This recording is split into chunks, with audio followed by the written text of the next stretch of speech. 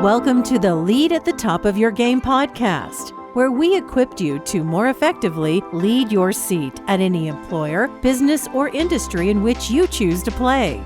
Each week, we help you sharpen your leadership acumen by cracking open the playbooks of dynamic leaders who are doing big things in their professional endeavors. And now your host, leadership tactics and organizational development expert, Karen Farrell Rhodes.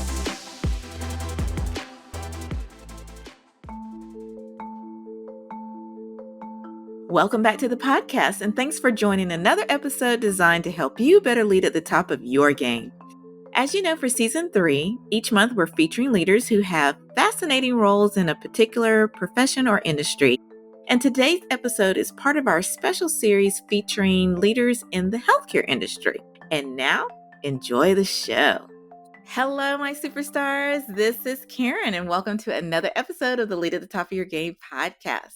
We have a tremendous guest today who, as you know, is part of our special series on leaders and executives in the healthcare arena. And we're very honored to have on today's show Oron Afek, who is the Chief Executive Officer of a company called Vim. And Vim is a leading healthcare tech platform that connects data, insights, and applications to help suppliers at scale. And these are suppliers within the healthcare arena. Now, at its core, Vim is working to change the future of healthcare by impacting how care is delivered. And I'm going to let him peel back the layers of the onion to help you learn more about that, because I didn't want to murder it. But what they're doing is absolutely fascinating and is really helping us all. So welcome to the podcast, Oron. Hi, Karen. Thanks for having me. Oh, we're so honored to have you. And I can't wait to go deeper into what you do and how your perspective on leadership and what Vim is doing and fantastic customers that they serve. But before we go there, we always love to learn just a tad about our guests. So for just as much as you feel comfortable, would you mind giving us just a sneak peek into your life outside of work? Absolutely. So I grew up in Israel. I came here to the US. I live in New York now. Came here 10 years ago. Married to Nama, father to Adam. He's 2.5 years old now. Been loving endurance sports up until Adam's birth, and today, doing this less professionally, but still enjoying it. Running, cycling, swimming. Veteran with Israeli Special Forces. And love to travel, enjoying life whenever I can. Now that's amazing. And you so kind of share that you do a lot of traveling globally and back and forth to the Middle East as well. So I'm just curious, is it tough to balance being the CEO of such a active and scaling firm while also, kind of monitoring the events of the world? I think at the beginning, when you start doing that and living in different time zones and trying to adjust to different cultures, and I think that does introduce a lot of cognitive friction that you know uh, ends up being pretty exhausting. But I think over the years, I found that the kind of stride that makes it more of an advantage. So I could get pretty effective even if I travel for a 72 hours trip across the ocean. I kind of got my setup in place. I don't need to deal with the overhead, and I can get pretty effective in and out. And so found it pretty effective in recent years to just go for short trips either way. We do live in New York now. That's kind of the home base. But those short stints back to Israel have been proven to be pretty effective. And especially we have a big chunk of our team over there, especially engineers, data product. It's all located over there. So it's good to be in person. My co-founder, Asaf, is located there. He's our CTO and our president. So spending more time in person is always a good thing. Always a good thing. Absolutely. Well, I know I didn't near do it justice. So can we now have you explain a little bit more about Vim and the difference that you are making for your clients? Tell us more about what you all are doing over there. Absolutely. The healthcare industry is really complex, and it's huge, and it's growing. And the underlying asset in healthcare is patients, and the most important thing in their life, which is their loved one care and their own care and how healthy they are. But we have, especially here in the United States, we built this gigantic healthcare system that in some places is given the cost and the scale and the perverse incentives and how it was structured, is very difficult to do business with.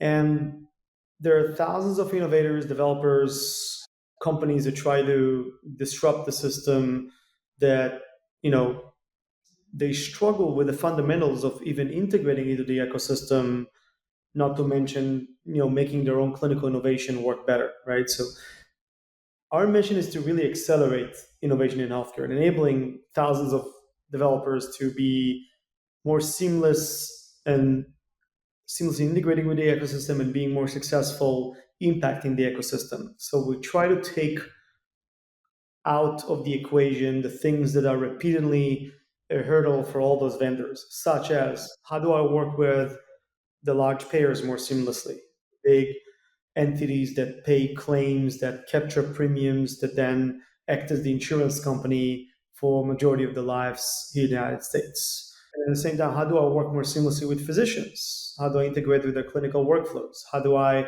make sure that my technology can surface for the right patient at the right time, for the right clinician, and have the right data attached to it? So think about Vim as a developer platform, as a middleware solution that is connecting those different nodes in healthcare to allow all those other companies to do business more seamlessly.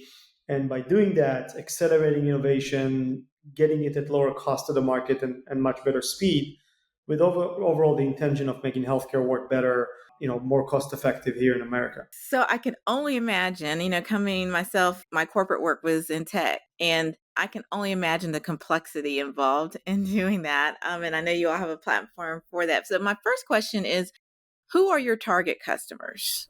Yeah. Eventually, in healthcare, you have a lot of different constituents who interact with each other. On one end, you have physicians or providers, depends on how you look at it. You have insurance companies. You have other type of risk-bearing entities that would assume insurance risk and try to distribute it across a number of different clinical nodes or physicians. You have different type of physicians that need to interact and collaborate. You have primary care, you have specialists, you have labs, you have other parts of the ecosystem, and then you have many different point solution technology companies, people who develop their own networks of, let's say, behavioral specialists. They have in-home testing, or they have patient home visits for patient care, or they have a call center to support chronic conditions.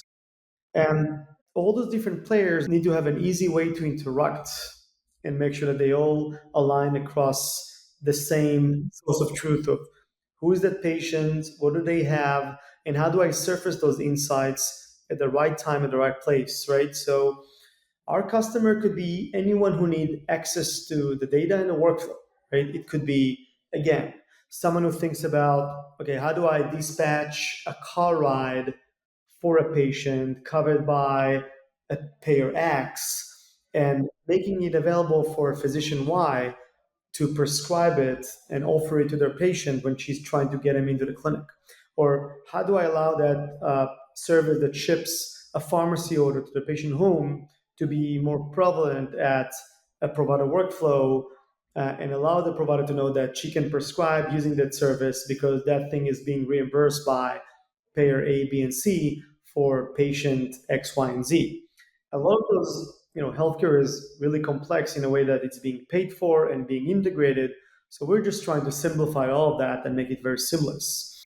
And the thing we believe we need to get really right is, one, we want to be seamless inside the provider workflow. That's the thing for us to get really right, and where we invested a lot of our, the last 9.5 years in efforts and technology to be seamlessly integrated to the clinical workflow. At the same time, we need to be connected to the payer, because the payers are eventually the one footing the bills for the way healthcare is being paid for to providers. And then the So last are piece, you on like a triage, like working with the multiple suppliers and providers and connecting them in the way that's seamless, I that would they say talk that's to a each really other? good, I think that's a really good way to describe it. Okay. The best way to think about Vim, I'm going to use a couple analogies. If you think about Stripe in Yeah. e-commerce, if you think about AWS in cloud computing.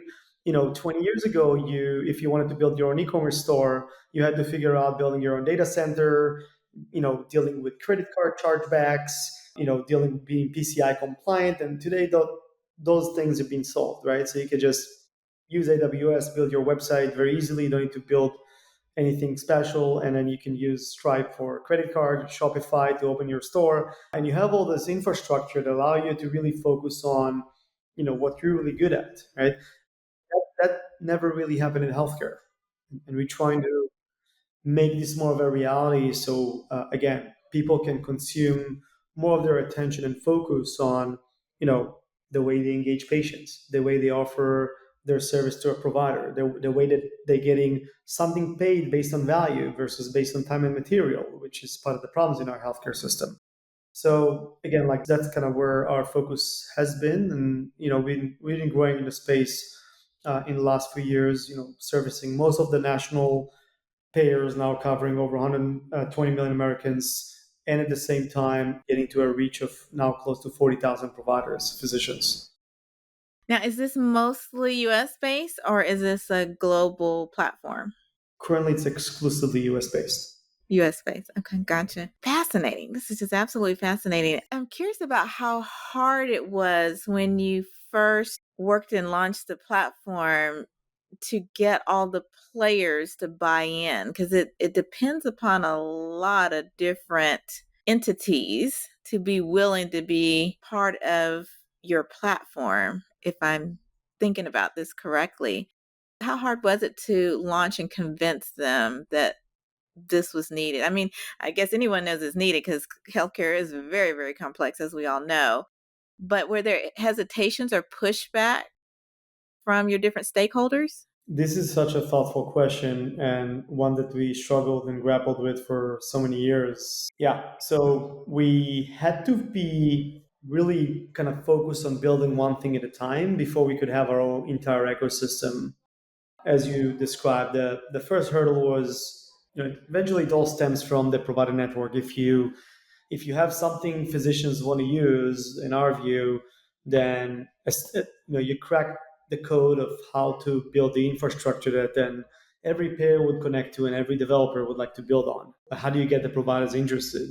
The way we approached that was to go to the payers first.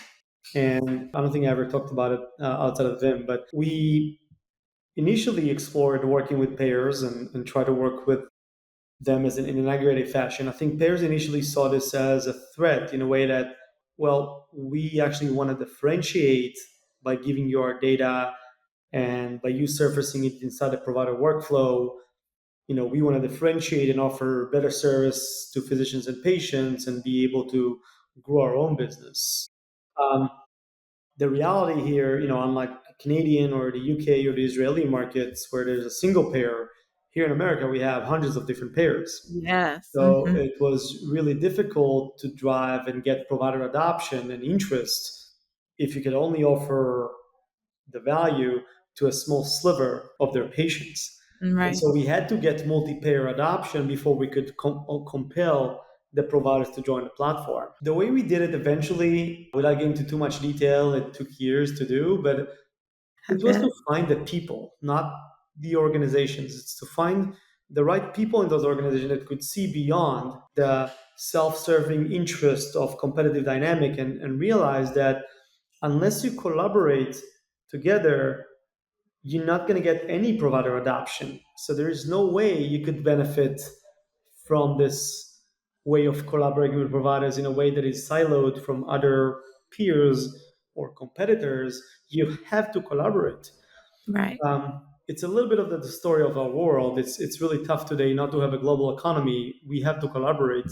Yeah. It's part of the secret sauce, and it's also something that leads to a lot of issues. But once we've been able to identify those people that saw the vision beyond the short-term self-serving interest, and I still keep in very close touch with those people till today.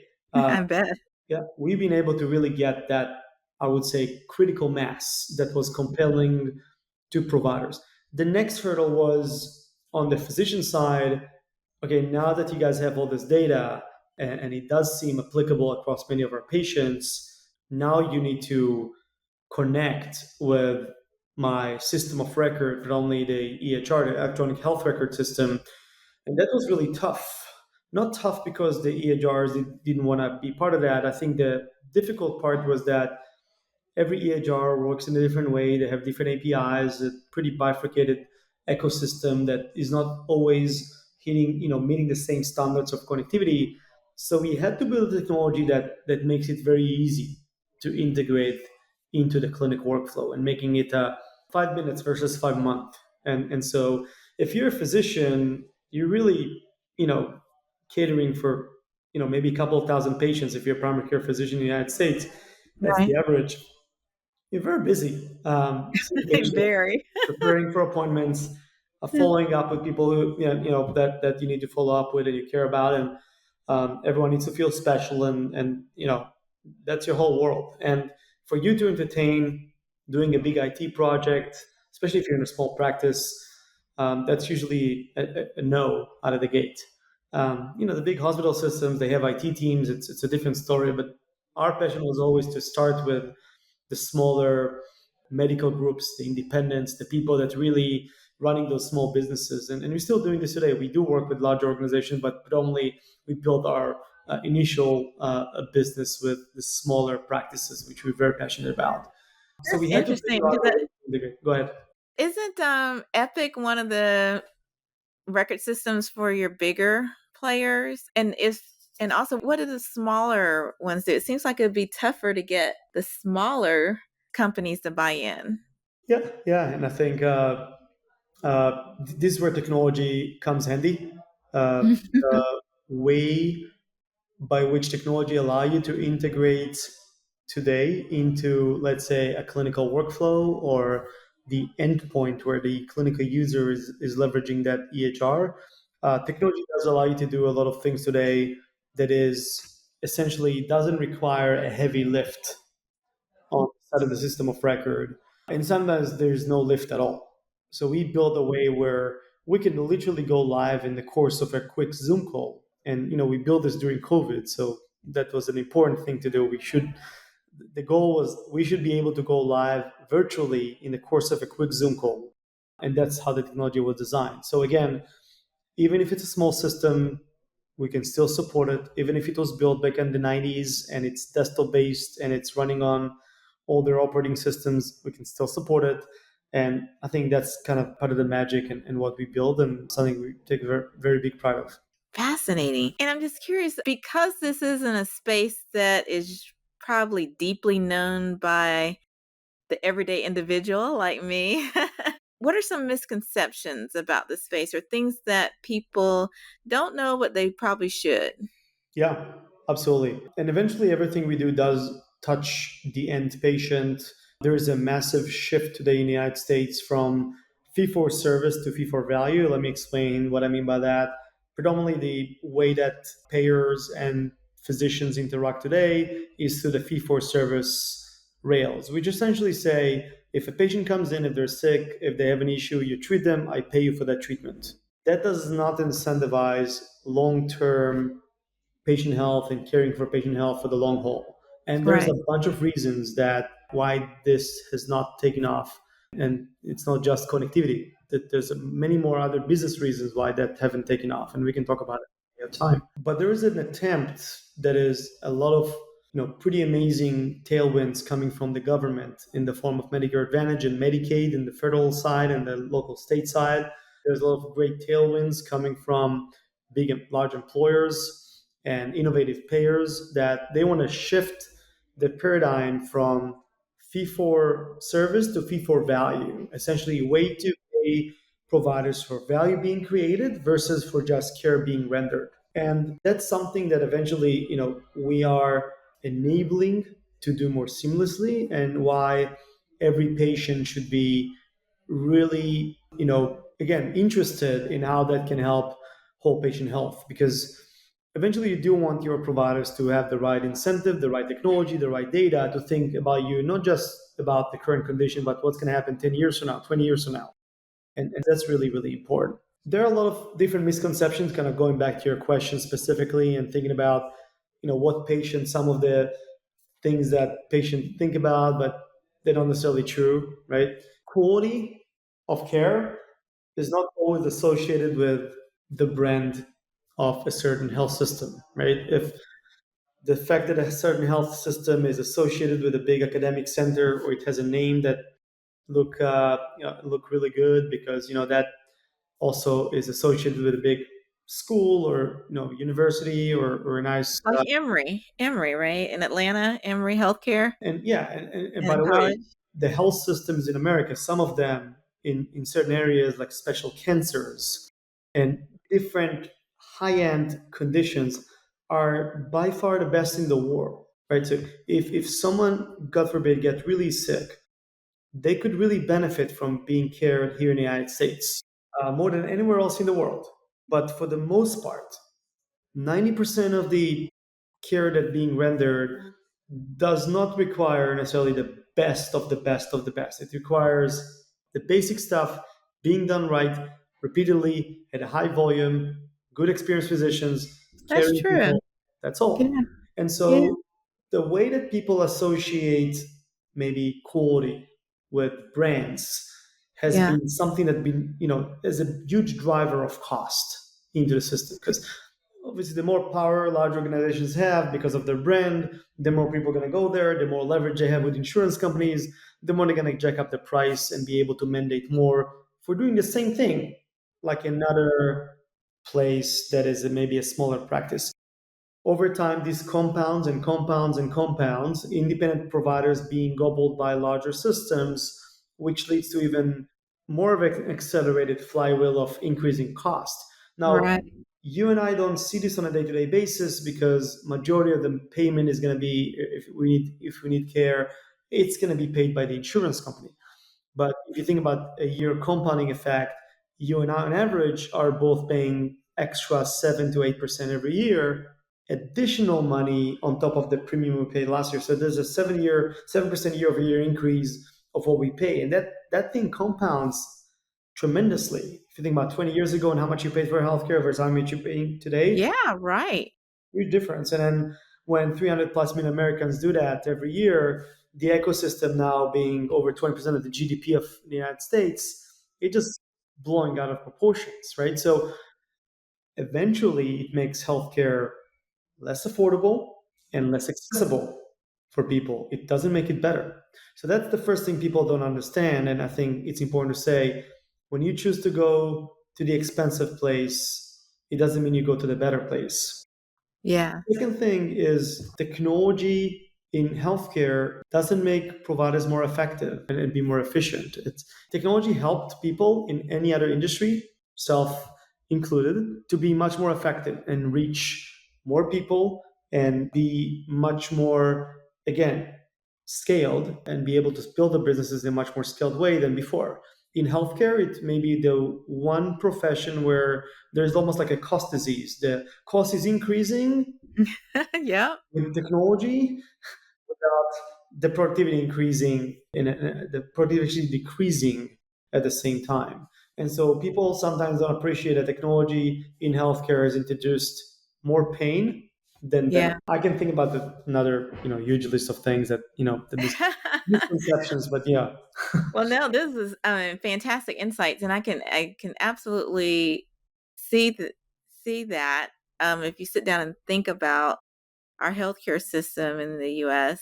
Can I say one more thing, Karen? Oh, please, please, On this please. topic, I think the third thing, and maybe I'll end with it, is employer-based healthcare is bad for America and bad for Americans. Really, say more about that. So back in the day where the employers were not able to increase the paycheck, the salaries, and differentiate through paying more to employees, given some limitation during the recession, healthcare benefits become a differentiator. So employers started to offer healthcare benefits. Over time, the employers in the healthcare benefits business drove a lot of the things that today manifest as perverse incentives. Let me explain.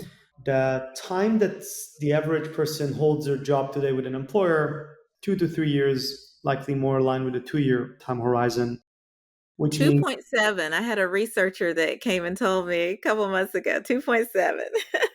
thank you. So 2.7 years, which means that as the employer, the one footing the bill for the patient health, thinking about a 2.7 year time horizon for the employee, there is lack of incentive on the employer side to think about long-term employee healthcare, right? So that short span of, think about it as retention of an employer to their employee, is also driving perverse incentives of thinking about whole patient care and a 10 to 20-year outcome. And if you think about, like, the horsemen in healthcare, the cardiovascular conditions, cancer conditions, diabetes, like the thing that truly drive the cost in healthcare, the time for those conditions to develop is not in a span of a 2.7 years. It's something that happens over many years. And so I think So what that would you suggest if it's not employer funded? I do think that employers, I'm not a big fan of a single payer system. I think single payer system would drive other issues, which we might want to chat some other time. And what as an Israeli, or I could see that the problems we have in Israel with the single payer system, like, and then we see the same problems in Canada, we see the same problems in the UK. But I Yeah. do believe that employers should be more actively participating in giving their employee a stipend, certain amount every month, and say, go buy your healthcare. Since Yeah. the Obama administration, we have the exchanges, marketplaces where you can go and purchase your healthcare. There's, some tailwind regulation they call ICRA that allow employers and encourage employers to move more of their employees to that type of format where here's a stipend, go and buy your healthcare. It's yours to deal with. And, we can give you the money. We still pay for the benefits, but now you're being part of something that can take care of you for as long as you live in Atlanta or as long as you Right. live in New York. And that time span is longer than 2.7 years, right? Yes. Because Yeah. I may live in Usually. Atlanta for 20 years. I may switch to employers, but I still live there for 20 years. And Yeah. so I want a local care provider incentives to take care of me for the long haul. Now, other things need to be resolved in order for this to be fully aligned, but I feel like this could create a good balance between employer-sponsored healthcare and allow employers to differentiate by the contribution they give their employees every month.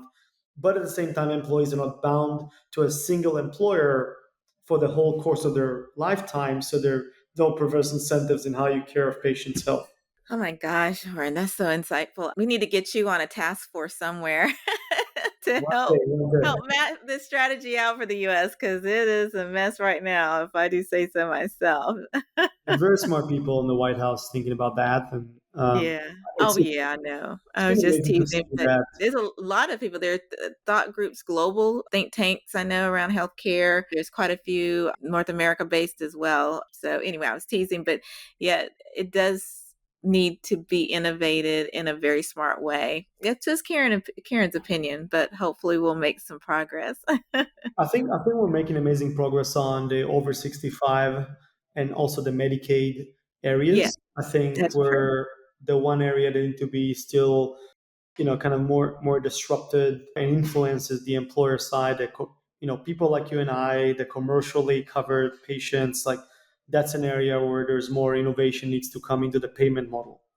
But one day. Well, hopefully we'll get there one day. Baby steps, right? Well, I know we're wrapping up on time, but I can't let you get out of here, Oren, without you answering our signature question for our podcast. For my newer listeners out there, you may not know, but my firm, Shockingly Different Leadership, conducted some major research on key critical success factors of high performing leaders. And we always ask our guests, like Oren, which of the seven really pop for them. All seven are equally as important. You use them at different times, but there's usually one that kind of resonates with you. And so, Oren, you were so kind to share in our pre-talk that leading with courageous agility really resonated with you. And for my new listeners out there, leading with courageous agility is all about having the courage and the fortitude to go ahead and take calculated risks and, and stand up for what you believe in, but still take baby steps forward, even if the future is uncertain or unclear. So curious minds would love to know, Oren, why did courageous agility really pop for you? Yeah, thank you. I think going back to when I was 18, joining the military, one of the key things I think Special Forces put emphasis on is how to get you comfortable being uncomfortable and asking for it and wanting it and truly, not as a lip service, truly being comfortable with those situations to the point where you would like to get into uncomfortable situations because it's something that keeps you jazzed and keeps you excited and keeps you moving in the right direction. And I think after doing that in the military and doing that in early entrepreneurial career kind of milestones, you then understand that this is the only thing that maybe you can bring to the table.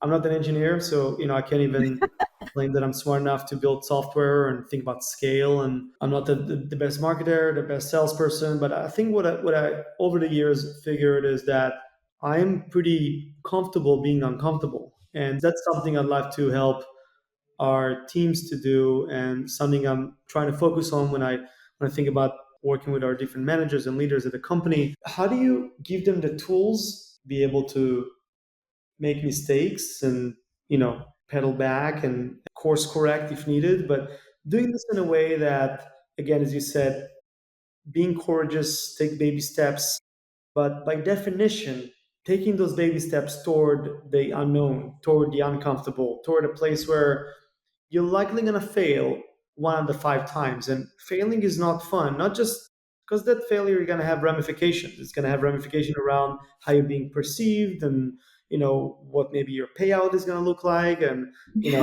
what is your opportunity cost and a ton of different questions. But you're going to be able to win in some cases. And, That's right. and those wins are going to make it all worthwhile because that's how you make progress.